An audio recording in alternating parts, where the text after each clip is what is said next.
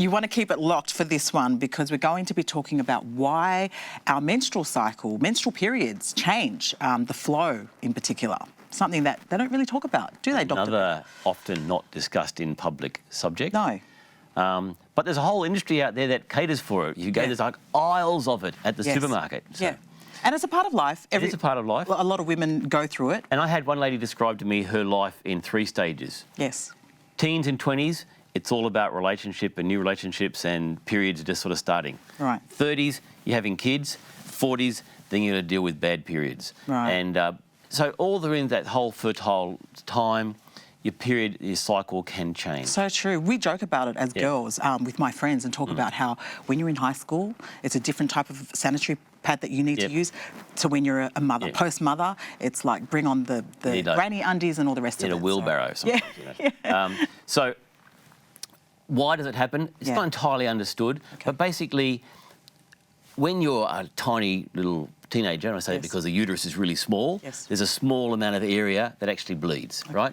When you advance in life and you've had children, the shape of the uterus has changed. It's gone from holding a baby and come back down and done it a few times. Right. Several times sometimes. Sometimes you have twins in there, you know, and that's a real big stretch. And so the shape of the uterus changes and so the cavity is bigger. There's more area that has to shed off. Right. Interestingly... Makes sense.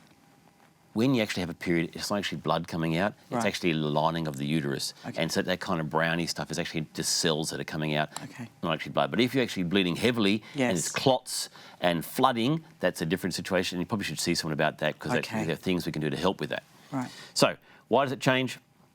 Because the shape of the uterus is changing. You may have a condition like a fibroid or some adenomyosis or other medical conditions that can be diagnosed with an ultrasound or other things. To help, or that could be causing you to bleed. And so by having a diagnosis, there's different treatment options that can be offered to you to help treat that if it's becoming a problem. Yes, okay.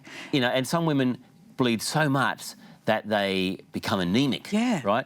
And it's don't just sit there and suffer in silence. Get some help because, you know, don't just go and take some iron tablets to try and recover from it.